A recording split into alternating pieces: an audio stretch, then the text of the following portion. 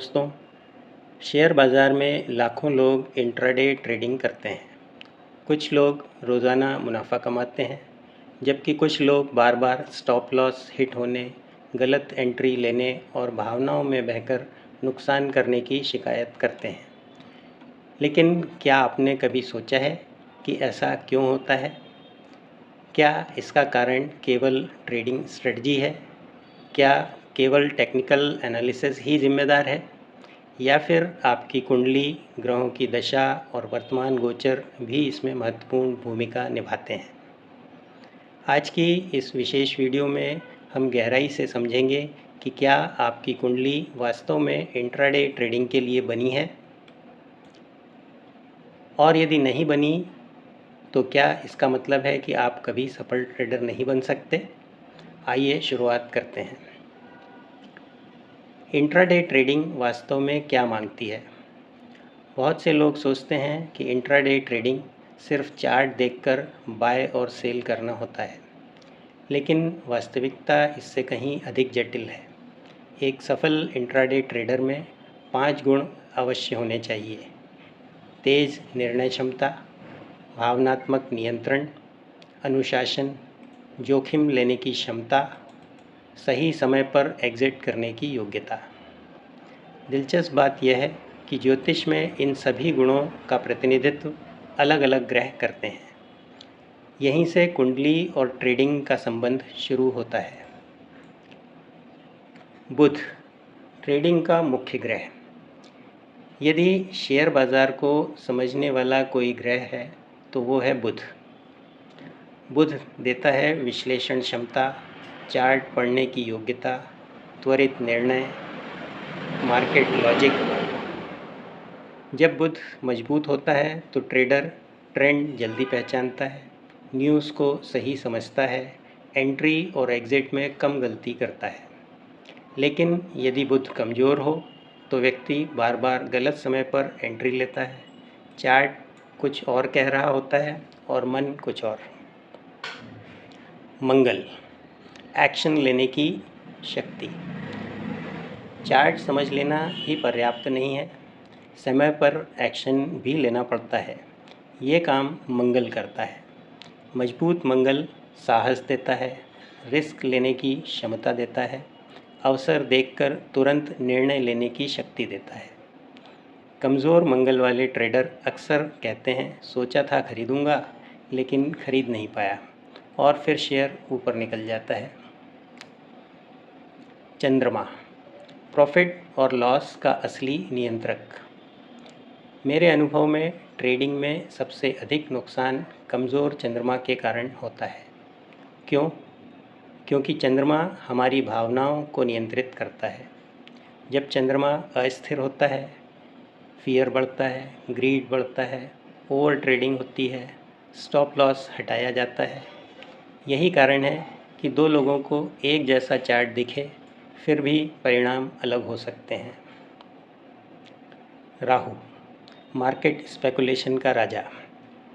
यदि शेयर बाज़ार का कोई ग्रह है तो वो राहु है। राहु अचानक लाभ, हाई रिस्क, स्पेकुलेशन, लीवरेज से जुड़ा हुआ है। अच्छा राहु व्यक्ति को बड़े अवसर पहचानने की क्षमता देता है, लेकिन असंतुलित राहु जैकपॉट मानसिकता, फोमो ट्रेडिंग, बिना योजना के ट्रेड करवा सकता है। शनि, ट्रेडिंग का अनसुना गुरु। लोग बुध और राहु की बात करते हैं, लेकिन लंबे समय तक टिके रहने वाले ट्रेडर को शनि बनाता है। शनि देता है डिसिप्लिन, पेशेंस, रूल फॉलोइंग।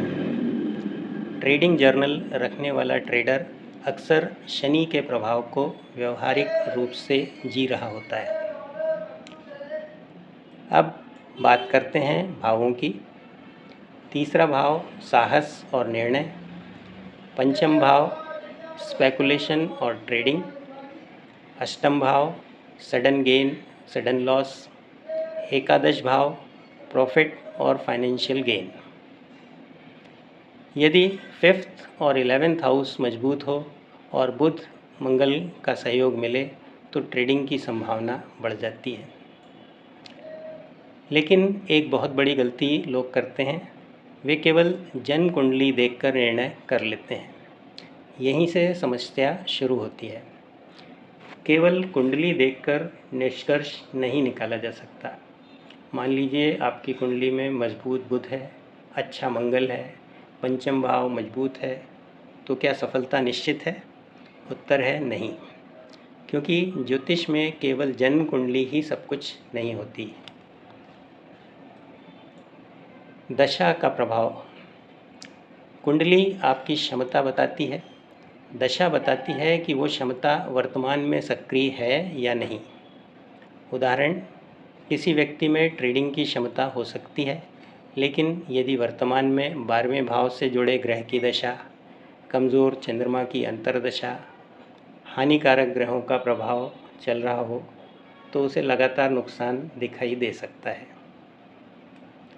गोचर का प्रभाव। अब आते हैं गोचर पर। यह वो भाग है जिसे अधिकांश ट्रेडर नज़रअंदाज कर देते हैं। कई बार ट्रेडर कहता है, मैं वर्षों से प्रॉफिट में था, लेकिन पिछले 4-5 महीने से कुछ भी सही नहीं हो रहा है। ऐसी स्थिति में ग्रह गोचर महत्वपूर्ण हो जाता है।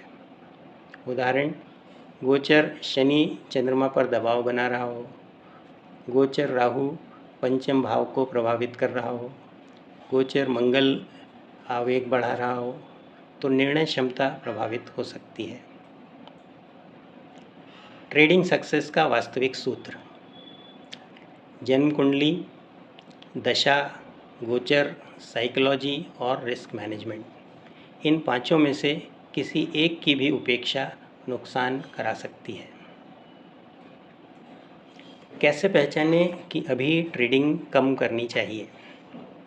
यदि अचानक लगातार स्टॉप लॉस, छोटी गलतियों की संख्या बढ़ना, भावनात्मक निर्णय, ओवर ट्रेडिंग, प्रॉफिट बुक ना कर पाना शुरू हो जाए, तो केवल स्ट्रेटजी बदलने से पहले अपनी दशा और गोचर की भी समीक्षा करें। अब प्रश्न आता है, यदि ग्रह सहयोग नहीं कर रहे हों तो क्या करें? बुध यदि कमज़ोर हो तो बुधवार को गणेश जी की उपासना ओम बुन बुधाय नमः का जाप करें। चंद्रमा कमज़ोर हो, सोमवार को शिव उपासना करें, ध्यान और मानसिक अनुशासन। मंगल कमज़ोर हो तो हनुमान चालीसा का पाठ करें, निर्णय लेने की क्षमता बढ़ाने का अभ्यास करें। राहु परेशान कर रहा हो, अनुशासन आधारित ट्रेडिंग प्लान बनाएं, हर ट्रेड लिख कर लेना। शनि कमज़ोर हो, ट्रेडिंग जर्नल बनाएं, नियमों का पालन करें। दोस्तों, मैं व्यक्तिगत रूप से मानता हूं कि ट्रेडिंग में सबसे बड़ा उपाय कोई रत्न, कोई टोटका या कोई चमत्कार नहीं है। सबसे बड़ा उपाय है रिस्क मैनेजमेंट। यदि आपकी कुंडली उत्कृष्ट है लेकिन रिस्क मैनेजमेंट खराब है तो नुकसान होगा, और यदि कुंडली औसत है लेकिन रिस्क मैनेजमेंट मजबूत है तो व्यक्ति लंबे समय तक टिक सकता है। तो क्या आपकी कुंडली इंट्राडे ट्रेडिंग के लिए बनी है? इसका उत्तर केवल 5 मिनट में नहीं दिया जा सकता। हमें देखना होगा बुध, मंगल, चंद्र, राहु, शनि, पंचम भाव, एकादश भाव, वर्तमान दशा, वर्तमान गोचर और सबसे महत्वपूर्ण आपकी ट्रेडिंग साइकोलॉजी।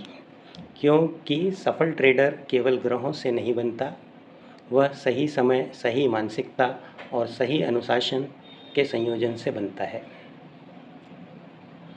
यदि आपको यह विश्लेषण उपयोगी लगा हो तो कमेंट में अवश्य लिखें इंट्राडे योगा, ताकि अगली वीडियो में हम चर्चा करें कुंडली में करोड़पति ट्रेडर बनाने वाले विशेष योग और केपी एस्ट्रोलॉजी के रहस्य।